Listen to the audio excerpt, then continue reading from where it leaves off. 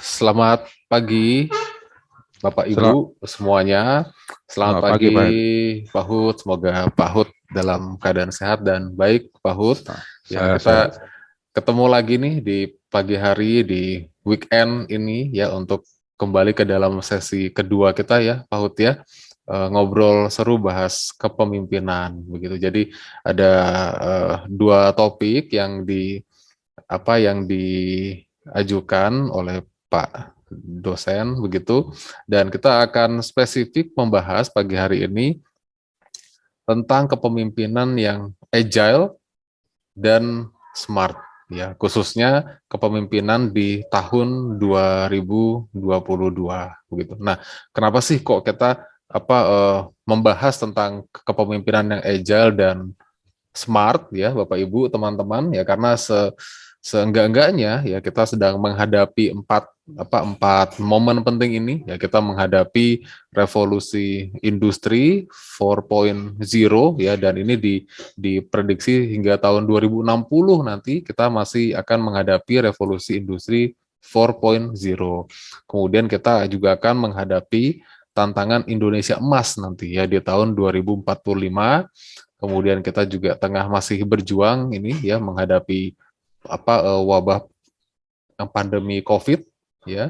Dan yang terakhir adalah tentu ya perdagangan bebas. Jadi disrupsi demi disrupsi ini ya Bapak Ibu sekalian membawa kita pada kebutuhan ya tentang kita butuh sosok atau karakter seorang pemimpin yang agile dan smart ya untuk menghadapi tantangan demi tantangan ini ya. Ada revolusi industri, tantangan Indonesia emas ya, world pandemic, dan perdagangan bebas ya. Hari ini saya tidak sendiri ya Bapak Ibu, kita akan mengulas secara singkat ya, tapi tentu bermanfaat ya bersama kolega saya Bapak Hudkeri Malau. Nah, eh ya saya akan mulai dari ini Bapak Ibu ya. Kenapa sih ya baik itu di negara atau di organisasi kok hanya ada satu model kepemimpinan begitu ya. Nah, ya kalau dari teori-teori yang sudah disampaikan di kelas mata kuliah kepemimpinan ya, ada dua sebetulnya. Yang pertama adalah secara lahiriah ya. Jadi secara lahiriah ternyata orang itu punya bakat kepemimpinan begitu ya.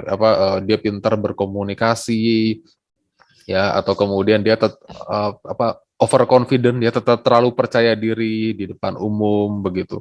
Nah, dan yang kedua adalah karena keterampilan ya. Orang tersebut bisa jadi pemimpin ya karena dia dibentuk oleh proses begitu. Nah, dia belajar, dia ketemu dengan teman-temannya gitu. Nah, kalau menurut Pak Hud ya, kalau menurut Pak Hud kepemimpinan yang pas begitu ya Pak ya di organisasi ya, khususnya di mana Pak Hud bekerja saat ini, yaitu yang mana Pak? Apakah secara sifat lahir ya, atau dia harus ditempa dulu by proses? Kalau di tempat saya ataupun mungkin di organisasi swasta gitu ya, eh, saya pikir pendekatan proses keterampilan gitu ya. Tapi kalau kita bicara sistem perpolitikan Indonesia, sepertinya sifat juga ada mempengaruhi Pak.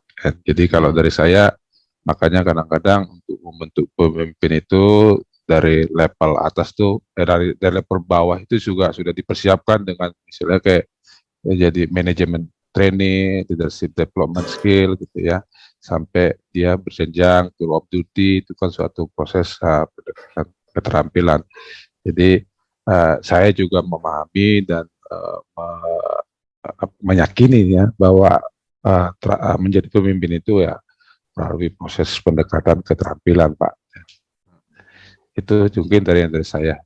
Ya, terima kasih Pak Hud ya. Ini kemudian diulas lebih jauh begitu Pak, dari teorinya Karts, Robert Karts begitu. Nah, ini juga saya dapatkan dari modul mata kuliah kepemimpinan. Ternyata betul sekali yang disampaikan Pak Hud ya, kepemimpinan di organisasi itu lebih ditekankan pada proses ternyata Pak.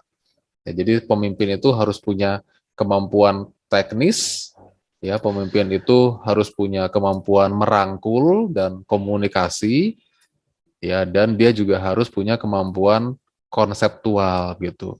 Nah, dan Robert Katz ini membagi 3 keterampilan di atas itu berdasarkan jenjang dari manajerialship. Ya, semakin tinggi level manajerialnya, ternyata yang semakin dibutuhkan itu adalah kemampuan konseptual dan manusia. Semakin rendah level manajerialnya, yang dibutuhkan adalah keterampilan teknis. Gitu. Tapi selama perjalanan karir Bapak, pernah nggak Pak Bapak menemui si pemimpin itu semakin dia sudah di pucuk pimpinan begitu ya, tapi ternyata masih lemah kemampuan konseptualnya misalnya. Pernah Pak mengalami yang demikian? Biasanya itu ya saya temukan kalau dia memang merangkak merangkak dari paling bawah, Pak. Jadi Hmm. dia biasanya kelihatan itu teknisnya dia lebih lebih menonjol gitu ya. Itu. Mm-mm. Jadi Mm-mm. sedikit konseptualnya. Tapi kalau sebetulnya kalau kebanyakan sih yang ketemuin memang kalau sudah di level atas memang dia bicara dalam konteks konseptual, Pak. Ya, kalau kita temuin itu kalau dia memang merangkak dari bawah itu pasti unsur konsep teknisnya itu paling besar, Pak. Mm-mm. Mm-mm. Ya, ada juga bukan pemimpin ya yang dia di level menengah atau bawah gitu ya, di saat dia membutuhkan kemampuan teknis lebih besar ya, tapi dia lebih pinter mengelola manusia, mungkin bisa Ya, ya, seperti itu ya. ya Pak. Biasanya itu kalau konseptual dan manusia itu agak-agak sedikit berbarengan ya, Pak. Betul, Biasa. betul. Ya. Nah, selanjutnya ya, nah ini tadi ya yang disampaikan oleh Kars ya, teknis, manusia, konseptual ya dibagi dalam manajemen puncak, menengah dan bawah. Nah, eh ini bagian terakhir ya Bapak Ibu, teman-teman ya, dalam diskusi seru pagi hari ini kita akan membahas yang terakhir adalah tentang leadership ethics ya, etika kepemimpinan. Nah, gitu perlu nggak sih ya pemimpin itu beretika gitu ya? Ya kalau Bapak Ibu teman-teman pernah mengingat kasus Bill Clinton, misalnya Bill Clinton ya yang akhirnya sudah mengakui ya bahwa ada skandal seks di Gedung Putih begitu. Nah, tapi kemudian jajak pendapat yang dilakukan pemerintah Amerika Serikat membuktikan ya bahwa mayoritas warga Amerika tetap ingin Bill Clinton jadi presiden meskipun ada pelanggaran etika. Nah, ini kalau di Indonesia bagaimana? Ya, jadi seorang presiden sudah terbukti melakukan skandal seksual begitu di Gedung Putih, tapi mayoritas warga Amerika tetap ingin beliau jadi presiden. Nah, ternyata menurut teori kepemimpinan ada dua ternyata ya. Yang pertama teleologis dan deontologis. Kalau teleologis ini nggak penting baik buruk perilakunya ya. Yang penting itu adalah hasil dari tindakan si pemimpin. Nah, ini kalau di negara-negara barat nih mungkin masih berlaku ini ya Pak. Jadi etika pemimpin tuh nggak begitu dihiraukan. Yang penting kinerjanya bagus ya sudah gitu. Nah, tapi kalau menurut Pak Hud ya, di tahun 2022 ini kita menghadapi badai pandemi, tantangan globalisasi, ya untuk khususnya untuk pemimpin bangsa kita gitu Pak, apakah lebih pas kita teleologis gitu ya, yang penting hasil dari kinerjanya, atau sebetulnya Presiden Indonesia itu juga perlu loh perilaku yang bagus di samping hasil kinerja yang bagus atau deontologis. Kalau secara pribadi sih saya lebih melihat hasilnya ya, karena pemimpin itu ditugaskan untuk hasil.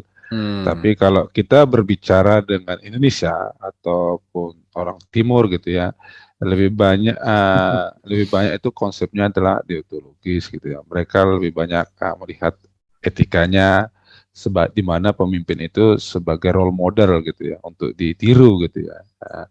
Nah, kita kadang-kadang kurang begitu melihatkan hasil gitu, berharapkan hasil gitu ya. Jadi makanya ada istilah itu pencitraan yang Hmm. Hmm. sering dibangun. Karena apa? Memang ya kita masih membutuhkan itu ya, bukan resultnya gitu.